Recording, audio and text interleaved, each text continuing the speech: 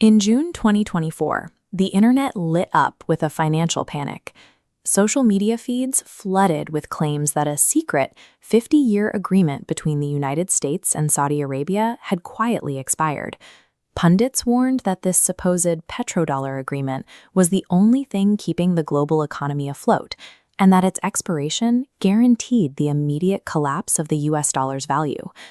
According to declassified records and academic historians, this 50-year contractual treaty never actually existed. While the paper contract is a myth, the underlying petrodollar system is real. It functions as the invisible architecture of the global economy. To understand why a fake news story caused such widespread terror today, we have to look back exactly 50 years, to a very real event that brought the industrialized world to its knees. In October 1973, the Yom Kippur War broke out in the Middle East. The United States quickly moved to support Israel, airlifting $2.2 billion in emergency military aid and supplies into the conflict zone. In response, Saudi Arabia and its allies orchestrated a retaliation. Led by King Faisal, they slashed crude production and launched an embargo against the US and its partners, deploying what became known as the oil weapon. Almost overnight, the post-war era of prosperity halted.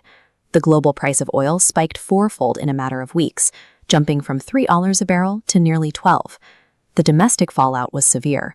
Across the West, inflation surged, economies fell into deep recessions, and citizens found themselves waiting in miles-long lines to buy heavily rationed fuel.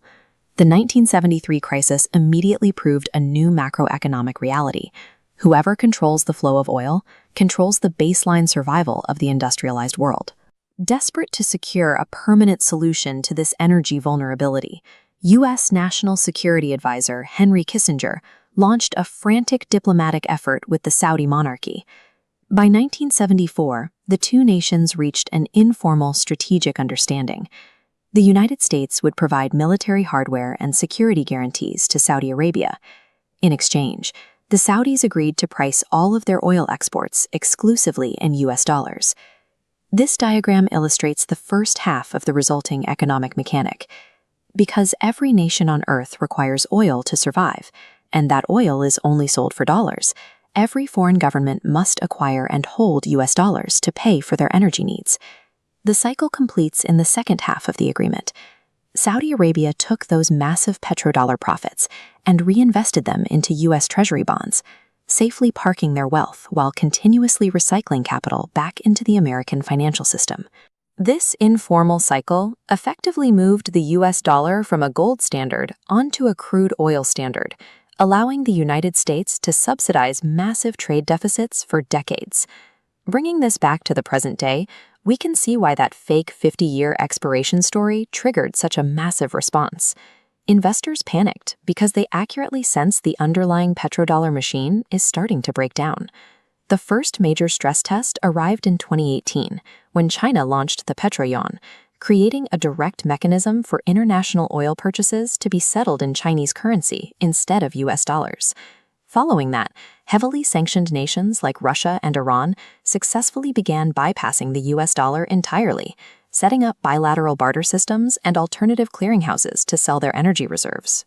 More recently, Saudi Arabia itself joined new digital cross-border platforms like Project mBridge, which facilitate international trade using digital currencies without ever routing through the traditional US banking system. These isolated workarounds are coalescing into a viable, parallel financial infrastructure that operates entirely outside the reach of the US dollar. Despite these systemic threats, the displacement of the US dollar will not happen through an overnight crash or the sudden expiration of a non-existent treaty. The dollar maintains unmatched global liquidity and deep institutional trust.